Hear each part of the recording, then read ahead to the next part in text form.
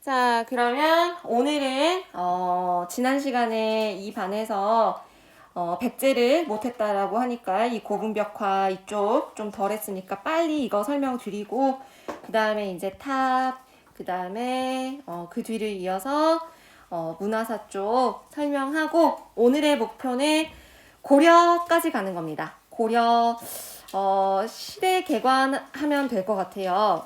좀 더 하면 광종까지도 할 수 있을 것 같고 한번 열심히 한번 달려봅시다.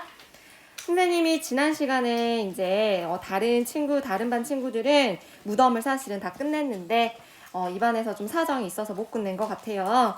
내가 막 놀았니? 다른 말 했니? 왜 그랬대? 더 자세히 열정적으로 설명해 줬나 봐. 그지? 너무 열정적으로 수업 열심히 했는가 봐. 자, 그래서 굴식 돌방 무덤의 특징과 돌무지 덧널 무덤의 특징 우리가 지난 시간에 공부를 했고, 자, 그럼 백제 봅시다. 백제 같은 경우는 한성, 그 다음에 천도환, 웅진, 그 다음 천도환, 사비 이렇게 한성에서 웅진, 웅진에서 사비 이렇게 갑니다. 자, 백제도요 돌무지 무덤에서 굴식 돌방 무덤으로 이렇게 바뀌는 형태를 띠곤 있는데 백제만의 특징이 계단식입니다. 그래서 사진으로 하나 보여드릴게요. 이게 바로 백제의 한성에서 발견된 계단식 돌무지 무덤이에요. 그러니까 안에는 돌무지 무덤의 양식인데 봉토가 이렇게 계단식으로 쌓여져서 계단식 돌무지 무덤입니다. 이게 바로 어디의 특징이야? 백제의 특징이에요. 지난 시간에 고구려는 어땠어요? 돌무지 무덤이라고 했죠. 돌무지 덧널이 아니고 돌무지 무덤, 장군총. 여기서 굴식으로 넘어갔다면 백제 같은 경우는 계단식 돌무지 무덤이다. 그리고 나서 이제 웅진으로 천도를 해서 웅진에도 고분터에서 무덤들이 발견을 되고 있는데 무덤 양식이 2개가 발견이 됐어요. 이렇게 2개가 발견이 됩니다. 자, 굴식 돌방 무덤은 우리나라 고유의 양식입니다. 그죠? 벽돌은 뭘까요? 벽돌은 우리나라 고유 무덤 양식 아니죠? 뭐예요? 잘 생각을 해봐. 그렇죠. 백제가 이때 당시에 남조와 교류를 했습니다. 그쵸? 그래서 대표적인 벽돌 양식의 무덤이 무령왕릉이고 우리가 자주 정치사 때부터 자주 이야기를 들었습니다. 그래서 무령왕 때 백제의 남조와 교류를 했는데 이 남조의 영향으로 이 무령왕릉이 벽돌 양식이다라는 거 기억을 하시면 되고, 그 다음에 이제 천도를 했던 사비에서도 이 능산리 고분터에서 나온 무덤들도 굴식 돌방 무덤의 양식이라는 것을 기억을 하시면 될 것 같아요. 자, 그 다음에 이제 신라로 갑시다. 신라도 돌무지 덧널 무덤 양식에서 굴식 돌방 무덤의 양식으로 이렇게 바뀌는 형태를 보여주고 있고, 이제 신라만의 특징은 불교의 영향으로 화장을 했다라는 것이 신라만의 특징이에요. 그래서 지난 시간에도 선생님이 말씀드렸지만 삼국시대 때 전체적으로 돌무지 덧널 무덤 양식에서 굴식으로 넘어가는데 약간의 삼국마다 다른 특색들이 있었어요. 그죠? 그것만 좀 주의해서 기억을 하시면 될 것 같습니다. 그래서 화장을 했다라는 것과 돌무지에서 화장을 했다, 굴식 돌방 무덤을 보여준다라는 건데, 이때 이제 또 같이 기억을 하실 부분이 신라만의 특징 중에 12지 신상이나 둘레돌을 좀 쌓았다라는 게 특징입니다. 그래서 무덤 양식에 보면 이렇게 둘레돌이랄지 그 다음에 그 신상들을 쫙 깔아놓은 대표적인 예로 우리가 잘 아는 김유신 장군 있죠. 그 김유신 묘가 이런 스타일로 되어 있어요. 그래서 이게 바로 신라만의 독특한 특징이구나, 그렇게 기억을 하시면 될 것 같습니다. 발해 역시 2가지 무덤의 양식을 보여주고 있어요. 둘째 공주, 넷째 공주 이렇게 되는데 이 정혜공주 묘가 바로 굴식 돌방 무덤, 모주림 구조. 이거 무슨 영향을 받았다? 고구려 영향 받았구나 알 수 있는 대목이죠. 그치? 그래서 여기 지금 이게 모주림 천장의 모습을 보여주고 있습니다. 그래서 발해가 고구려의 영향을 받았구나. 굴식 돌방 무덤 양식, 모주림 구조 양식. 넷째 공주였던 이 정효공주는 그 옆에 있던 중국의 영향을 받아서 이제 벽돌 무덤의 양식을 보여주고 있다. 그렇게 기억을 하시면 될 것 같아요. 그래서 무덤 한번 이거를 그림을 보면서 이해를 하면 어렵지 않아요. 어디 보자. 벽화가 발견되는 곳은 어디라고 했어요? 굴식입니까? 돌무지입니까? 굴식이죠. 벽이 있어야 되잖아. 그지? 그런데 얘들아, 예를 들어서 천마총에서 천마도가 나왔거든요. 천마도. 그지? 선생님이 사진 자료 보여드렸죠. 이 천마도. 이거는 천마도, 이거는 이상하다. 돌무지 덧널무덤인데 왜 발견됐어요? 벽화가 아니라고 했죠. 그치? 그냥 껴묵거리와 함께 부장품으로서 그림이 발견된 거라고 했죠. 그래서 그런 부분들만 기억하시면 될 것 같아요. 완벽하네. 설명을 너무 잘 들었구나. 이봐. 너무 훌륭하다. 너무 똑똑이들. 잘하고 있어요. 자, 이번에는 탑 봅시다. 탑도 너무 부담스럽게 생각하지 말고 선생님이 신라의 고구려 백제 신라 삼국의 문화를 소개해준다 그런 정도로만 좀 기억하시면 돼요. 알겠죠? 자, 백제 신라. 다행히 고구려는 탑이 없다. 그지? 백제 신라 있고요. 통일 신라 있습니다. 저는 이거를 이렇게 기억을 했어요. 통일신라는 조금 더 통일된 이후에 안정감이 보여져요. 안정감이 보여지고 좀 균형감이 보여지고 그래서 3층 석탑을 쌓고 위에 높게 이런 양식의 탑 모양이 좀 있어요. 좀 그림을 못 그리지만 이게 뭔지 이따 설명해 줄게. 자, 다시 이제 그럼 백제부터 가봅시다. 백제 두 개가 보여져요. 익산 미륵사지 석탑, 부여 정림사지 5층 탑. 그래서 익산 미륵사지 석탑이 있는데 여기가 깨졌거든. 그래서 대부분의 이 석탑을 소개하는 사진들을 보면은 윗부분이 깨진 탑이 있어요. 윗부분이 깨진 탑. 그러면 거의 대부분 100% 거의 90% 이상 이거 백제 익산 미륵사지 석탑이구나. 그렇게 생각을 하셔도 돼요. 목조탑 양식입니다. 목조탑. 그러니까 목조탑처럼 만들었는데 석탑인 거야. 알겠지? 그래서 어떻게 생겼냐면 이렇게 생겼어요. 이렇게. 이제 뭐가 깨졌다라는 말인지 알겠죠? 그래서 이렇게 깨졌고 목조탑 양식인데 석탑이라는 익산 백제의 익산 미륵사지 석탑입니다. 그 다음에 두 번째는 부여의 정림사지 5층 탑이에요. 이거 사실 그렇게 어렵지 않은 게 5층 탑이야. 1, 2, 3, 4, 5층 탑. 알겠지? 그래서 진짜 5층 탑입니다. 이거 두 개가 어느 시대 거야? 백제 거예요. 백제 거. 그 다음에 두 번째도 어렵지 않아요. 두 개가 나오는데 우리 먼저 황룡사 9층 목탑은 선생님이 되게 여러 번 이야기했어요. 그지? 선덕여왕의 기를 모아서 만든 탑이잖아. 그지? 근데 이거 지금 있어요? 없어요? 없죠. 불타버렸어요. 왜? 누가? 몽골족이 고려시대 때 쳐들어와가지고 이거 불태워서 가버렸잖아. 그지? 그래서 우리의 목탑 지금은 없고 삼국 통일에 염원을 담아서 세운 탑이었다. 그 정도. 자, 분황사 모전석탑은 석재를 벽돌 모양으로 만들어 쌓은 탑 이렇게 이제 설명이 되어 있는데 유치하게 이제 이렇게 기억을 하세요. 뚱뚱해 탑이 뚱뚱해. 뚱뚱이 탑. 뚱뚱이 탑. 알겠지? 이게 분황사 모전석탑입니다. 알겠죠?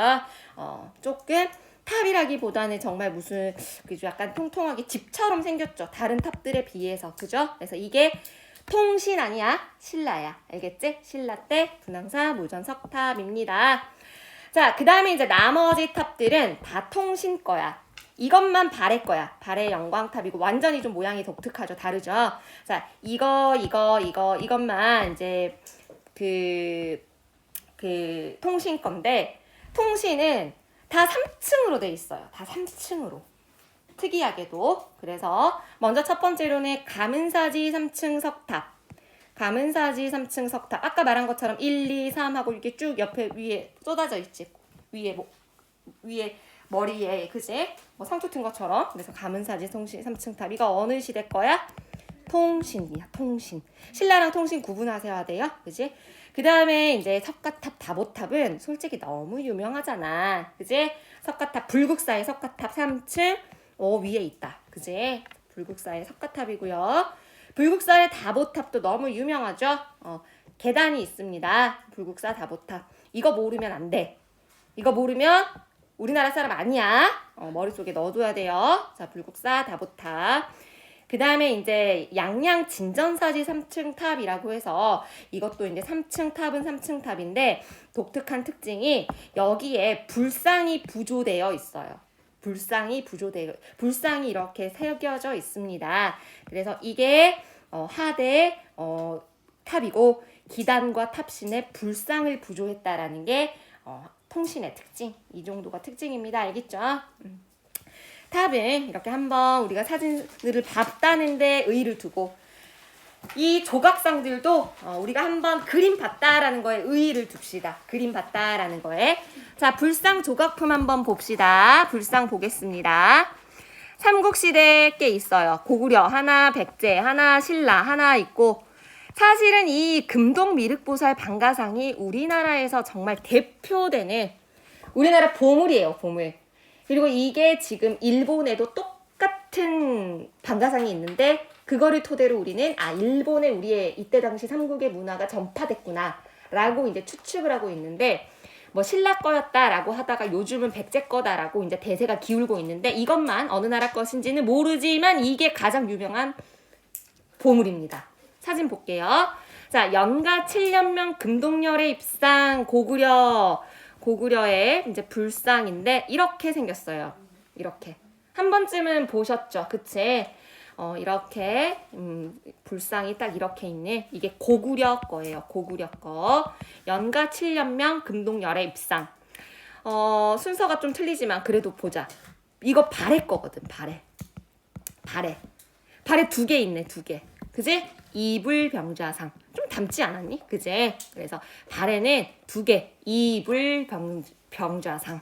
알겠지? 그래서 고구려 연가 7년명 금동열의 입상 이렇게 생겼고, 발의 건이 이렇게 생겼구나.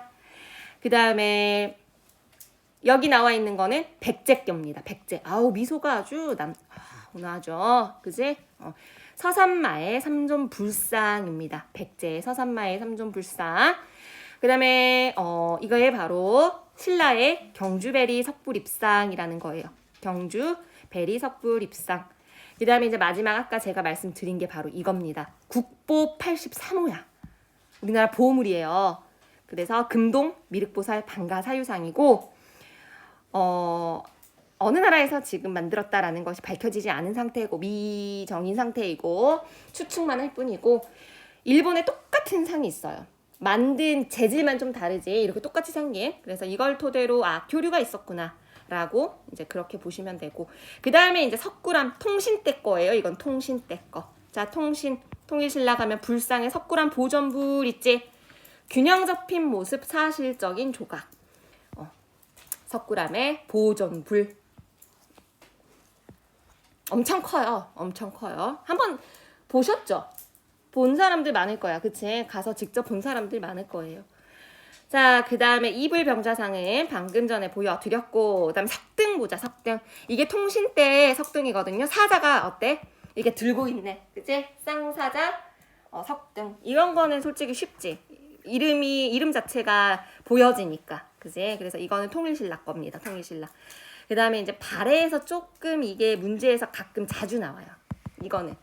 이거랑 이게 좀 은근히 좀 자주 나오는데, 발해의 석등입니다. 발해의 석등. 그래서 여기까지 석등, 그 다음에 불상들 살펴봤고요. 그 다음에 이것도 뭐 어렵게 보질 건 없고 그냥 소개만 시켜놓은 겁니다. 제가 일본으로 이때 당시에 우리 문화가 건너가서 일본의 아스카 문화에 영향을 끼친 것들을 그냥 한번 적어놔 봤어요.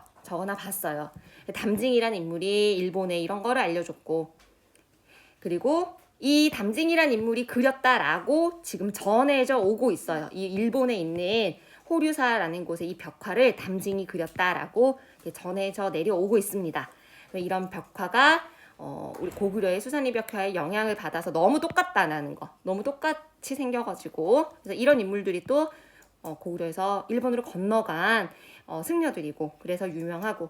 근데 일본하고 백제의 관계는 뭐 말 안 해도 알죠. 우리가 너무나 두 교류가 활발했던 두 나라니까. 그래서 아즈키 그리고 왕인, 그 다음에 일본의 불교를 전래했다라고 알려지는 노리사치계까지, 그리고 뭐 이렇게 각각의 백제의 영향을 끼친 것들이 이제 보여집니다.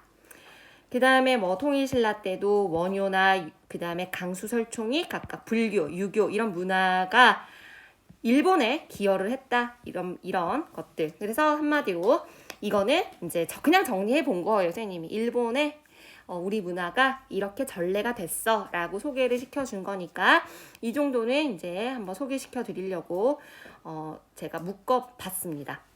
자, 그 다음에 이제 도교로 가자. 도교랑 풍수지리설을 이제 볼 건데, 제가 도교를 고대, 고려, 조선, 풍수지리설도 고려, 조선, 이게 한꺼번에 다 써놨어요.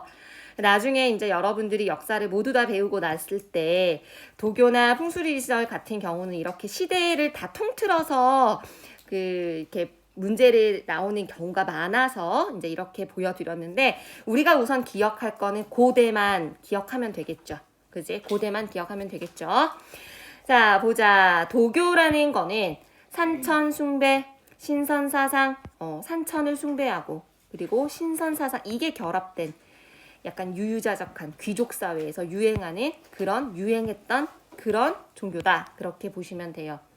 도교의 영향을 받은 것들이 바로 이런 것들입니다. 이거는 이제 알아놔야 돼. 이거 세 개는. 첫 번째는 사신도 벽화. 근데 여기 고구려라고 되어 있는데 사실은 백제에서도 사신도 벽화 나와요. 그럼 사신도 벽화가 뭐냐면 이런 겁니다. 자, 어때요? 도교에서는 동서남북을 각각의 방위신을 지정을 해놓고 있어요. 백호, 청룡, 주작 해가지고 각각의 방위신들이 있는데 그거를 그린 그림이 바로 사신도예요. 근데 이거는 고구려에서도 발견이 되고 사신도는 백제에서도 발견이 되는데, 이 사신도가 우리는 뭐만 기억하면 돼? 어디에 영향을 받은 거다? 도교에 영향을 받은 거다. 그렇게 기억을 하면 된다라는 겁니다. 그 다음에 이제 유명한 것이 백제의 금동대향로예요. 이건 더 이제 독특한 게 불교, 도교 플러스 됐다라고 보여져요, 우리가. 그래서 막 옛날에는 막 우리 때는 여기는 불교적인 영향, 여기는 도교적인 영향, 막 이렇게 막 우리가 그렇게까지 공부를 하곤 했어요. 그래서 이 백제 금동대향로는 불교와 도교 사상이 반영된 걸작품이다. 그렇게 기억을 하시면 되고, 그다음 백제의 도교의 영향을 받은 작품 또 하나 더 있습니다. 산수무늬 벽돌입니다. 도교의 영향이 담긴 벽돌이죠. 무늬가 산수무늬다라고 해서 도교의 영향을 받았다. 그래서 이게 그림 보여드렸으니까 이렇게 도교의 영향을 받은 세 개 보여드렸으니까 기억을 하시기 바래요. 그 다음에 풍수지리설 신라 말쯤에 이제 도선에 의해서 이제 도입이 된 건데, 여기서 이제 기억할 건 하나입니다. 송악 길지설. 송악이라는 곳은 지금의 개경이에요. 개경이 어디야? 고려의 수도예요. 고려의 수도입니다. 그래서 신라 중앙정부의 권위가 약화될 때쯤에 이러한 풍수지리설에 의해서 송악이 길지다. 이런 것들이 이제 유행을 한 거야. 이런 논리라고 해야 되나? 이런 설이 송악이 길지다라는. 이게 이제 영향이 돼서 나중에 고려 공국의 사상적 토대를 제공했다. 그렇게 보시면 돼요. 고려가 처음에 이제 태봉 때부터 수도를 송악으로 했다, 철원으로 했다. 하지만 어쨌든 여기서 이 송악을 되게 중요시 여겼거든요. 그래서 송악 길지설 신라 말에 도입이 됐는데 이게 고려까지 영향을 끼쳤다라는 거. 자, 이렇게 하면 문화산이 끝났습니다. 문화산은 끝났어요. 이렇게 해서 우리는 고대가 끝났어요. 와, 고생하셨습니다. 고대가 끝났습니다. 호응이 너무 좋아. 고마워요. 자, 그럼 오늘은 고려 말에 다시 잠시 후삼국 시대가 찾아오고, 그리고 이제 중세로 들어갈 텐데, 오늘은 중세 개관. 이게 오늘의 키포인트 하이라이트예요. 이거 할 거예요. 자, 넘어가기 전에, 고려 들어가기 전에 잠시 후삼국 시대 간단하게 살펴볼게요. 자, 후삼국 신라 말에 어떤 세력들이 등장하기 시작해요? 육두품과 선종승려와 누구 세력? 호족. 스스로를 장군, 스스로를 성주라 불리우던 지방의 행정권이나 군사권을 장악한 호족들이 여기저기 등장을 하거든요. 그때 이제 완산주, 지금의 전주 지방인데 여기서 견훤이 중심이 돼서 900년에 후백제를 건국을 합니다. 후백제를. 그리고 나서 또 901년에 궁예가 방금 말한 그 송악 길지설의 송악이에요. 여기를 중심으로 해가지고 후격 우려를 쫙 세웁니다. 송악에서 이제 나중에 철원으로 옮기기는 해요.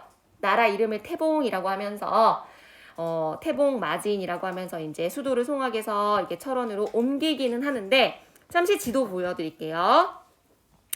자, 어디 후백제부터 보자. 여기 완산주, 전주 보이죠? 견훤이 여기다가 후백제. 신라는 지금 여기 있죠. 신라는 여기 있고 후백제 세우고 고려도 지금 고려 아니지. 후삼국 때는 후고구려제. 후고구려 때 궁예가 송악의 나라를 딱 세웠다가 철원으로 지금 간 여기까지입니다. 이때 이제 궁예가 어떤 모습을 보여줬냐? 광평성 이건 중앙 그냥 이때 당시에 중앙 기구라고 보시면 되는데 이 광평성을 토대로 구관등제까지 실시할 정도로 이렇게 만들어냈을 정도로 탄탄하게 나라를 이제 좀 정비했어요. 그런데 이 궁예가 초반부에는 안 그랬는데 초반부에는 호적으로서 신망을 얻었으니까 이렇게 후고구려를 세웠겠지. 그런데 그리고 이때 당시에 궁예의 정말 든든한 부하가 바로 왕건이었어요. 이때 당시. 이 부하 왕건 어떤 사람이었냐? 이 광평성의 시중이었고요. 그 다음에 궁예 아래서 그때 당시 이제 이 지역이 어때? 후백제가 있던 지역이지. 이 후백제를 견제하려고 이 건국전의 왕건이 여기를 점령하고 있었어요. 궁예의 부하 시절에 이 후백제 좀 견제하려고 여기에 이제 딱 이 나주 지역을 이렇게 점령하고 이러고 있었는데 시간이 지날수록 이 궁예가 좀 이상해져요. 미륵 신앙을 이용한 전제정치 도모에서 실패해서 축출당함 이게 나오죠. 미륵 신앙. 그러니까 미륵이라는 게 이제 저도 약간 불교적인 지식에 대해서는 자신감은 없는데 미래에 등장하는 그 중생을 구제하는 그런 건가 봐. 미래에 등장하는 부처를 미륵이라고 한대요. 이게 막 혼란스럽고 힘들게 살고 있는 사람들에서는 우리 곧 미륵이 나타나신대 막 이런 희망을 주는 그런 메시지가 있나 봐요. 근데 자기가 미륵이라고 했어요. 궁예가 내가 미륵이다라고 하면서 막 영화나 드라마 같은 데서 보면 정말 너무나 극단적인 모습도 보여줘요. 내가 네 마음을 지금 읽고 있다. 나는 미륵인데 네가 어떤 생각을 하는지 읽고 있다. 그러면서 막 함부로 자신들의 그 사람들을 막 내치고 죽이고 막 이런 포악함을 보이면서 전제 정치를 도모하면서 결국에는 궁예가 이제 왕건에 의해서 축출당하고 이제 왕건이 어떻게 되는 거야? 고려를 세웁니다. 고려를 세웁니다. 몇 년에? 918년에 쫙 세우고 송악으로 도읍을 다시 옮기죠. 송악으로 철원을 갔다가 다시 송악으로 온 거야. 자, 이때 이 고려는 왕건이 세운 이 고려는 어떤 모습을 보였냐? 친신라, 후백제 이런 모습 보여요. 후백제와는 상당히 대립을 하고 있었고 신라에게는 상대적으로 좀 친신라적인 정책을 보여줍니다. 이게 이제 영향이 돼서인지 나중에도 신라는 순순히 그냥 항복을 해요. 이때 당시에 신라랑 백제랑 진짜 사이 안 좋았거든요. 심지어 신라의 왕이 포석정에 있어서 놀고 있었는데 후백제가 쳐들어와서 그 신라의 경영을 죽여버렸어요. 그러니까 신라가 지금 후백제에 대한 그 감정은 완전히 안 좋아. 완전 격하게 안 좋은데 나중에 이제 이 신라의 왕이 이 고려의 왕건에게 그 항복 순순히 갖다 바쳤어요. 그냥 바로 항복을 하게 되면서 고려의 왕건도 이 신라의 왕을 사심관이라고 이렇게 그 인정을 해주면서 죽이지 않고 그 권력이라기보다는 그 대대로 사심관 자리를 주면서 인정을 해줬어요. 좀 쓸데없는 소리긴 하지만 이런 소리를 하니까 진도가 맨날 밀리는데 나중에 김부식 나오죠. 김부식이 우리 삼국사기 그 삼국유사 할 때 김부식 있죠. 김부식이 신라 왕족의 후예예요. 신라 왕족의 후예. 그러다 보니까 자기가 책 쓸 때도 고려는 고구려를 이은 나라가 아니고 신라를 이었어. 막 이러면서 신라를 되게 높게 평가하고 막 신라의 연도도 막 약간 이상하게 쓰기도 하고 되게 친신라적인 그런 모습도 보이고요. 그 다음에 이제 또 이것도 좀 쓸데없는 소리긴 한데 나중에 김부식의 아들도 나중에 고려가 무신정변이 터지거든요. 근데 그 무신정변이 터졌던 이유가 문신들이 무신을 이제 무시한 이유도 있어요. 무신이 천대받았는데 그 중에 작은 사건 중에 하나가 이런 말 들어본 적은 있을 거야. 어린 문신이 명망 높은 무신계에서 이렇게 그 많은 무신들의 지지를 받던 나이 많은 무신의 수염을 이렇게 불태워버린 그런 이야기 들은 적 있죠. 그 문신이 김부식 아들이었대. 김부식 아들이었대. 그러니까 그런 집안이었어요. 원래 신라의 왕족 집안들이에요. 이게 이제 고려의 왕건이 이 항복을 하니까 그걸 인정해줬고, 그거를 대대로 이제 인정을 해줬고, 나중에 고려의 사심관 제도라는 게 있는데 그 첫 번째 사심관이 신라의 마지막 왕이었어요. 알겠죠? 자, 그래서 이제 다시, 너무 쓸데없는 소리해서 미안해요. 고려가 재통일을 하게 되는데, 자, 발해가 926년에 멸망을 하거든요. 그 이후에 이제 발해 유민 쫙 받아주고,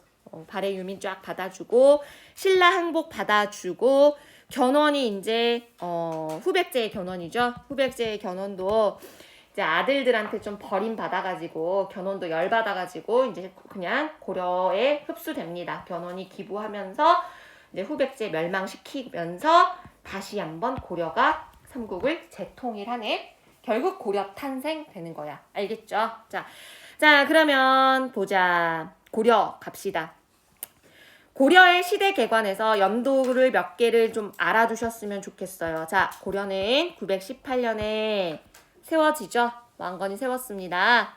언제 멸망하느냐? 열세구두. 자, 이거는 조선 건국 연도이기도 하지요. 열세구두 1392년에 멸망을 하는데, 이거를 딱 반틈 잘라서 전기와 후기로 나눌 수 있는데, 그 사건이 바로 1170 무신정변입니다.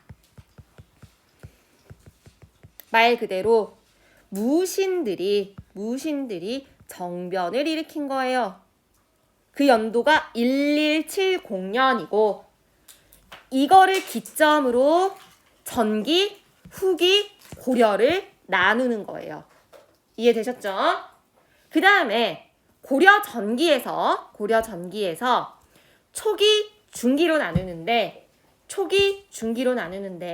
그것을 여기 초기가 100년 정도입니다. 100년 정도. 말 그대로 체제를 정비하는 기간이야. 한 나라에서 100년은 솔직히 긴 기간은 아니거든요. 그래서 나라를 세워서 918년에 딱 나라를 세워서 약 100년간 체제를 정비하는 기간이고, 이때 주도 세력은 신라말 주도 세력 호족이야. 호족. 그대로 호족입니다. 이해됐지? 이제 호족이 주도하는 세력이었고, 이게 이제 시간이 지나면서 중기 때 이제 주도 세력은 문벌 귀족 시대다라고 보시면 돼요. 이들은 어떤 세력이냐? 이들도 이제 호족 세력 중에 일부였지만, 나머지 이제 탈락한 호족들이 아니고 중앙에서 이제 자기들끼리 유명 가문끼리 결혼을 한다거나, 아니면 관직을 배출한 아들을 배출시켰다거나, 아니면 자신의 딸을 왕에게 시집 보냈다거나, 이런 다양한 방법으로 자신들의 문벌을 지켜서 결국에는 형성된 그 계급층입니다. 문벌 귀족. 이들이 이제 문벌 귀족 시대라고 우리는 이렇게 표현을 하고, 이때 이제 이 아래서 무신들이 대단히 천대받았죠. 대단히 천대받았어요. 문신들 아래서 무신들이 대단히 천대를 받고, 이제 서서히 이제 게이지가 쌓이고 있었겠지. 근데 이제 그러던 와중에 의종 때 드디어 펑 하고 터진 게 무신정변이에요. 무신정변. 무신들이 정변을 일으켜서 성공합니다. 성공했으니까 이때부터는 누가 집권하는 게 맞아요? 무신들이지. 그지? 이때도 100년이에요. 100년. 그래서 1170, 1270까지 이제 무신들이 주도 세력이 되는데, 너희들이 봐봐. 무신들이 정변을 일으켜서 그동안의 집권 세력인 문신들 다 없앴고, 왕까지도 거의 허수아비로 만든 이 시기거든? 그러면 그 아래, 무신들 아래 있는 일반 백성들이나 일반 노비들도 그걸 보고 있었을 거 아니야. 그대로 따라하는 거야. 이 시기는 하극상 시기야. 하극상. 너도 나도 하극상을 일으키는 혼란기 시기입니다. 알겠죠? 그래서 실제로는 하층민들도 봉기를 일으키고, 신분 해방 운동도 많이 일어나고, 그 많이 여러분들이 한 번쯤은 들어보셨을 법한 왕우장상의 씨가 따로 있느냐라고 외치면서 노비들이 난을 일으킨 때도 다 이때예요. 그래서 무신들이 집권을 하곤 있지만 다 하극상을 일으키는 거야. 너도 나도 무신들도요. 부하가 하극상, 또 부하가 하극상, 뭐 이런 모습 보이다가 이제 최씨 정권 시대 때 조금 이제 정리는 됐는데 안정되기 전까지는 무신 시대 때도 계속 부하가 난 일으켜서 정권 잡고 또 부하가 난 일으켜서 정권 잡고 이런 하극상의 모습을 보여줍니다. 그 다음에 이제 어떻게 되느냐. 자, 이거는 이제 팁인데, 상식인데, 작년에 이제 제가 지금 4학년 언니들도 지금 한국사를 같이 하고 있는데, 작년에 이 언니들은 저한테 2학년 때 세계사를 배웠어요. 세계사 배울 때 이제 내가 이런 말을 해줘서 금방 이해를 하는데, 세계사 속에서 13세기는 모든 역사에 몽고족이 존재해. 몽고족이. 엄청난 민족이야. 이 몽고족은 영향력을 안 뻗친 나라가 없어가지고 이 13세기는 전 세계의 역사에 가만히 있으면 원나라가 나타났다. 원나라가 나타났다. 원나라가 나타났다. 원나라는 이제 사실 몽골족이 중국을 점령해서 세운 나라가 원나라거든. 원이라고 하면 안 되고 이제 몽골족이라고 해야겠네. 몽고족이. 실제로 고려도 이제 몽고족의 영향이 들어옵니다. 그래서 이제 여기는 이제 원간섭기라고 되어 있는데 몽고족이 이제 중국에 세운 나라가 원이고 이 원이 이제 우리 고려를 계속해서 간섭하던 시기죠. 그래서 이때는 권문세족이 세력이 돼요. 주도 세력이 돼요. 친원파야. 친원파. 예를 들면 기철 세력 같은. 기황후 들어보셨죠? 기황후의 그 가족들이 대표적인 권문세족들인데 이 원간섭기. 그러다가 이제 원명교책이 원나라에서 이제 몽고족이 힘을 잃고 이제 다시 중국의 한족이 나라를 세우는데 명나라로 바뀌거든요. 그와 동시에 이제 고려도 원의 간섭에서 서서히 벗어나면서 이제 말기로 가게 되고 이때 이제 등장한 세력이 신진사대부 세력이에요. 이때가 이제 개혁과 보수의 아주 갈등을 보여주는 그런 대목이 있고 신진사대부가 안에서 온건파와 강경파가 서로 대립을 하다가 결국에는 강경파가 주도돼서 고려가 끝나고 이 신진사대부의 강경파들이 결국엔 조선을 탁 세우는 거지. 그 이성계나 이런 세력들과 손을 잡고 조선을 열게 되는 겁니다. 알겠죠? 고려의 큰 역사는 이렇게 되는 거고 고려는 이렇게 주도 세력에 따라서 주도 세력 그 시기를 누가 주도했느냐 이 세력에 따라 시대 구분을 하고요. 동시에 이제 기억을 하셔야 될 것이 이때 고려를 쳐들어왔던 민족들도 같이 기억을 해야 돼요. 근데 이거는 따로 다음 시간에 할 건데 거란족, 여진족, 몽고족, 홍건족, 왜구족 이제 원나라는 선생님 방금 얘기했죠. 다음 시간에는 이제 이것도 같이 언급을 할 건데 이것도 시대별로 같이 여러분들이 고려는 같이 이해를 하셔야 이해가 빠릅니다. 알겠죠? 자, 그러면 이제 앞으로 다음 시간부터는 지금부터는 어떻게 공부를 할 거냐면 초기 미안하지만 고려 계보는 외워야 돼요. 우리 태정태세 문단세 조선은 거의 외웠지. 고려 외워두면 편해요. 태정관 경성 목천 해가지고 쭉 고려 계보 외워두시면 편합니다. 자 초기 배울 거고 그 다음에 문벌귀족 중기 그 다음 배울 거고 그 다음에 이제 이때 다음에 고려의 웬만한 그 중앙정치기구랄지 이러한 제도사 잠깐 배운 다음에 그 다음에 무신집권기 뭐 이런 순서대로 배우도록 하겠습니다. 알겠죠? 어디 시간 보자. 우리 몇 시까지야? 25분까지. 좋았어. 내 목표가 달성될 것 같아. 광종까지 할 수 있어. 아자 힘내. 하자. 자, 태조 왕건입니다. 태조 왕건이에요. 태조 왕건은 말 그대로 나라를 세웠기 때문에 나라의 기틀을 다져야지. 너희가 태조 왕건이라고 생각을 해봐. 뭐 하겠니? 먼저 나라의 기틀을 마련하겠지. 민생 안정시켜야지. 그래서 민심 안정과 수치 제재를 개선하기 위해서 조세 감면 정책을 펼칩니다. 취민 유도, 민심 안정. 그 다음에 이제 흡창이라고 해서 빈민 구제 제도예요. 우리 고구려 때 선생님이 고국천왕 때 진대법 한번 이야기한 적 있죠. 그런 거랑 비슷한 거라고 생각을 하면 돼요. 빈민들 복지제도야, 복지제도. 빈민들을 위한 복지제도, 구제기관, 빈민구제기관 팽창 설치했고, 그러니까 민생을 안정시키기 위해서 뭐 이런 노력을 한 거죠. 태조 왕건이. 지금 신라 말 때 얼마나 이 백성들이 힘들게 살았니, 그지? 그 나라 새로 세웠으니까 이제 백성들에게 호응 얻어야지, 민심 얻어야지, 그지? 그 다음에 이제 호족 통합. 너가 생각해봐. 왕건이 호족 출신이잖아. 자기가 호족 출신인데 이제 갑자기 자기가 실력으로 왕이 되긴 했지만 진짜 삐껍반쩍한 호족들 얼마나 많아 이 고려에 지금. 왕건은요 부인이 몇 명인 줄 알아요? 29명이야. 여자를 좋아해서 이랬을까? 아니에요. 정략 결혼이었어요.